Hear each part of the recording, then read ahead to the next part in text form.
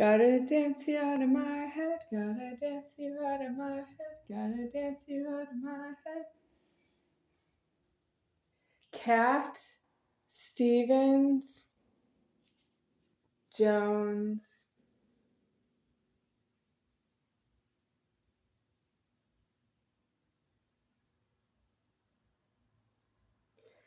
Dance You Out of My Head. The first name is Cat, and I don't have the second name of the singer. She's female with hair that's like really short or shaved off. There is some rumor on the internet that she died of cancer, but I don't know if that's true. Dance You Out of My Head, she's singing that song, and she says a swear word in the song, which I believe is F-U-C-K, right? Does God need to say that? Because she's not the creator of F-U-C-K. The superior founder creates F-U-C-K, and you can't say the word if you don't create itself, because it isn't itself unless you're moving it around and it happens as God to God, and it's just unlikely, but it happens from time to time. And that's how she can't be the singer of this song, Cat, whatever her last name is. Yeah, Stevens. It's not Stevens, that's a man. The superior founder in heaven of F-U-C-K is trying to say that we shouldn't say that word on TV because we are not, as humans, speaking the word with our food mouths. We all are supposed to pay out the stock in public, but everybody's eating it. And you have a food mouth the wrong way because you're not myself, the soul, the superior founder. And the stock is just for myself. You're supposed to pay it out to myself. And you don't pay anything out to anyone.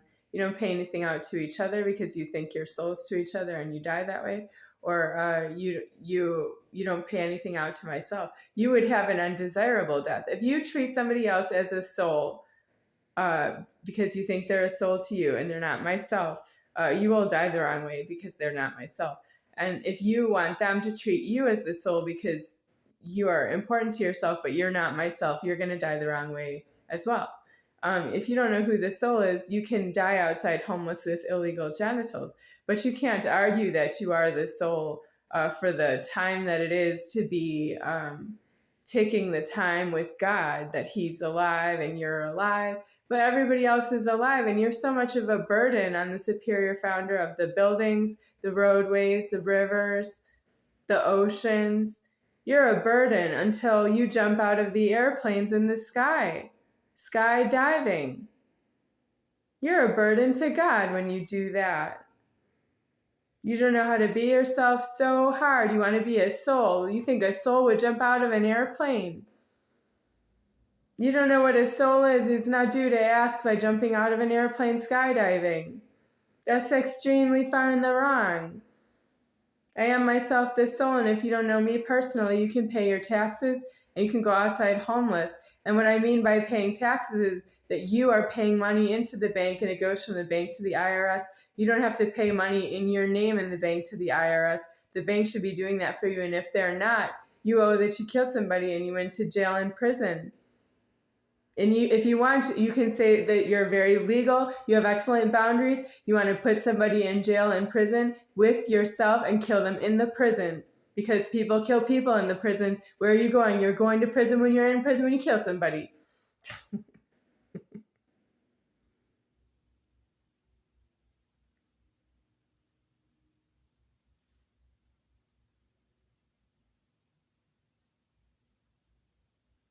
In the prison.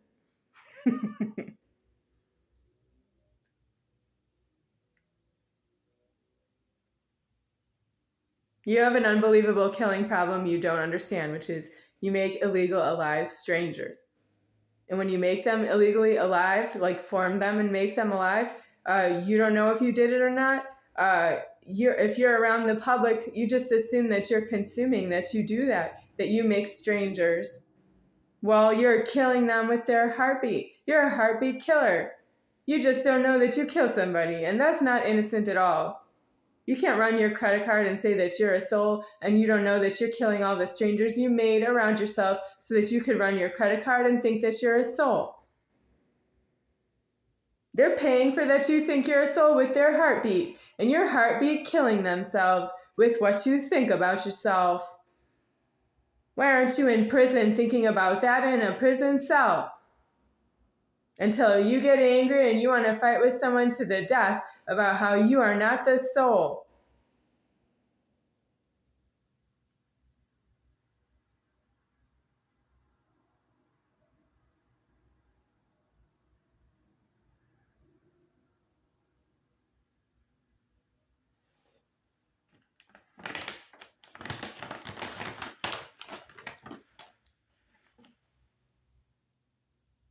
Motions over motions.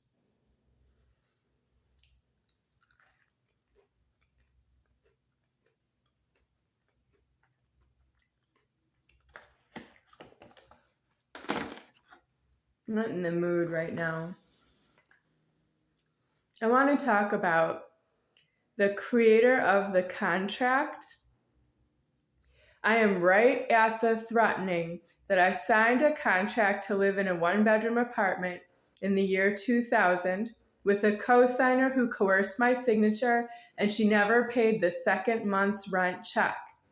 Nobody went to her house, the address that she gave as the co-signer, and took her out of her bed, or they couldn't find her in there because she was shunning. That's true. They have to wait until she appears. Then they have to put her in prison for shunning because that's why she didn't pay the second month's rent check.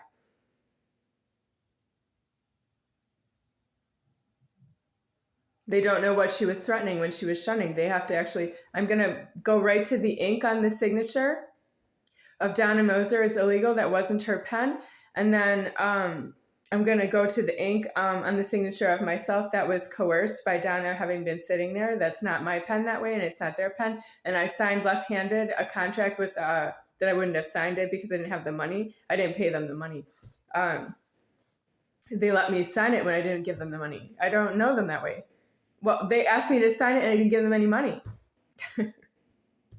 I got coerced by the office staff people. Asked me to sign a contract with, I didn't have the key and they didn't give them any money and they asked me to sign a contract.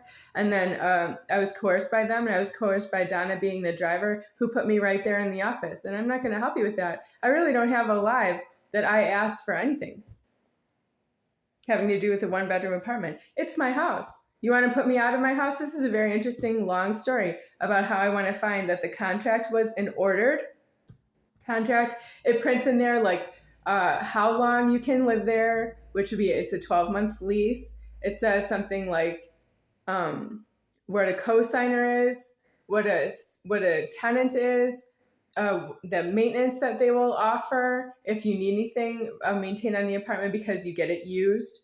It's used apartment, and they're taking responsibility for that in the office. And then they tell you how much rent you owe every month for how many months, and then they will offer you another lease after the 12 months lease expires, which makes me wonder why it's a 12 months lease. And then you have to pay 1 month at a time out of 12 months. So you make 12 payments on a 1-year lease. And then I guess, is it front and back of a piece of paper, or is it more than one? You have to initial some of the small statements inside of the contract. You have to initial there. I want to find that the contract itself was not made for myself, that they had it for the staff inside the office and it was there anyway, and they offered it to myself and it's not due for me to even see it. And I need it right there that the illegal alive human beings shunts in there who don't believe in the soul, who extended a contract to myself. I need to find that they don't have alive anymore, and that's how I'm going to get out of the contract. But it screams that they say, you're not allowed to have more than one person as a tenant in this apartment. And then somebody walked in the apartment and refused to leave. That's Charles Toe. He refused to leave. I had to leave the lease. I broke the lease and they made me pay a break the lease fee. But they didn't tell me why. They just said if you don't continue to make the payments all the way till the end of the 12 months, that you don't have permission to leave the lease, and I need permission to live in another landlord. I paid them extra money. I paid them over $1,000 to break the lease, and I didn't get any time on the money that I gave them. Well, I'm not interested in the next landlord saying, here's one key, you can make a copy and he can stay. I don't really think that's true elsewhere because they gave me a break the lease fee, which means he's not allowed to stay and neither am I.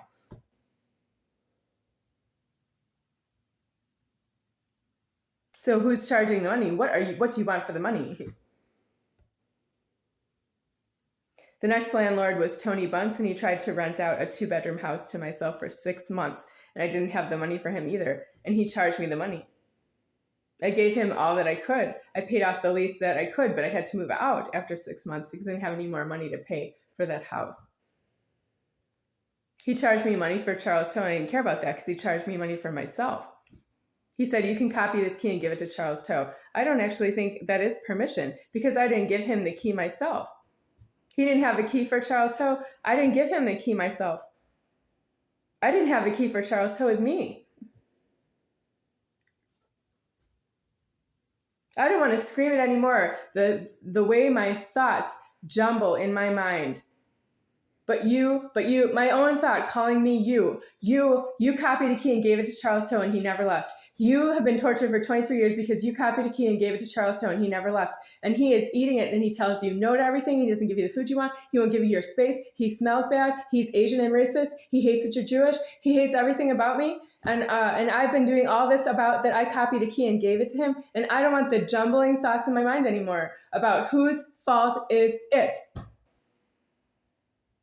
And that I should blame myself that I didn't do something to make myself, I don't know, because it's arguing between when am I going to get a death on myself and how much money I owe, and arguing about what I am doing with myself for myself, how I am every day in order or, comfortable with myself. And I'm just not comfortable around Charles Toe. I have to say that. Why isn't God taking care of that for me? I don't want the persecution in my thought from the God creation of my soul and my mind. What I think about Charles Toe, that I'm not comfortable, that it's my fault. It is not my fault. Why isn't the omnipotent God putting Charles Toe elsewhere? Don't ask me that question, why I'm not comfortable here. I'm not motioning over that God omnipotent is creating Charles Toe over there, and I'm not doing that. He's here. I don't know why he's here. I want to give him $1. Are you listening to me?